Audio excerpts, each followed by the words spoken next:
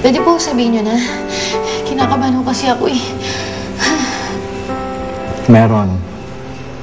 Ano pong meron? Meron donor. Ha? May donor na po ako? Bongga-te! May donor na daw ako! May makakita na ako! May kita ko na kayo!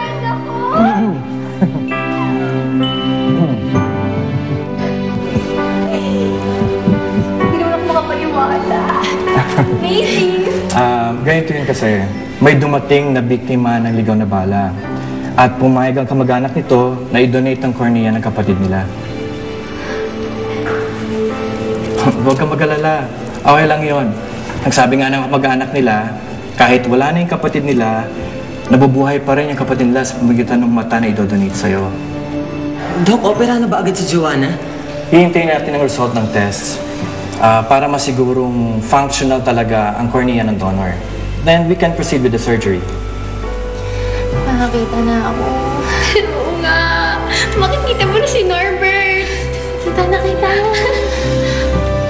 Norbert, makikita na rin kita. Thank you.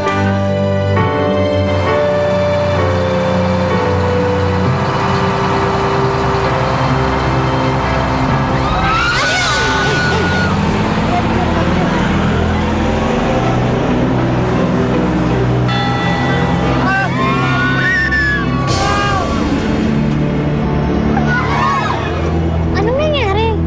Okay lang kayo, Emily. Lenlen. Opo, kuya.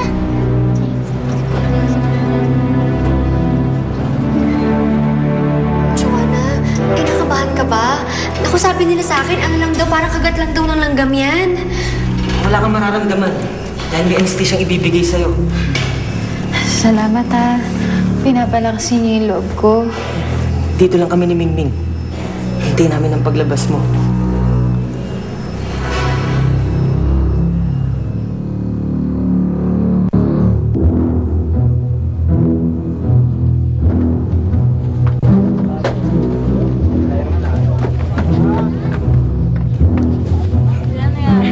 Bumutok ang gulong natin. Kailangan mapalitan agad para tuloy ang biyahe natin. Kuya, nahihi ako. Sige, maghanap tayo na maiihiyan mo. Kaya pwede umihi dito.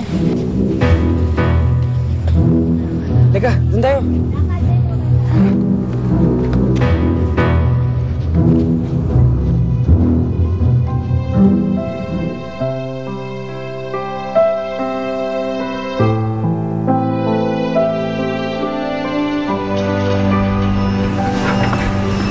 Don't worry, akong bahala sa'yo.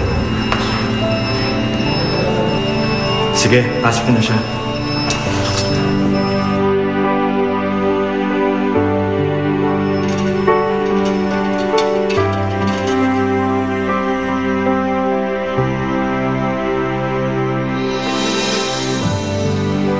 Hoy!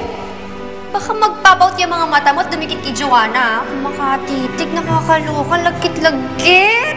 Ikaw talaga, puro ka biro. Ako? Ha? Mukha ba akong nagbibiro? Excuse me, Norbert. Alam mo ba, hindi mo siguro napapansin na napapansin ko na ang mga haplos at mga tingis mo kay Joanna, kakaiba? In love ka sa kanya, no? Mingming, pwede ba? Ningning ka dyan. Obvious na obvious ka kaya. Talaga? Oo. Mamin ka din, tinan mo.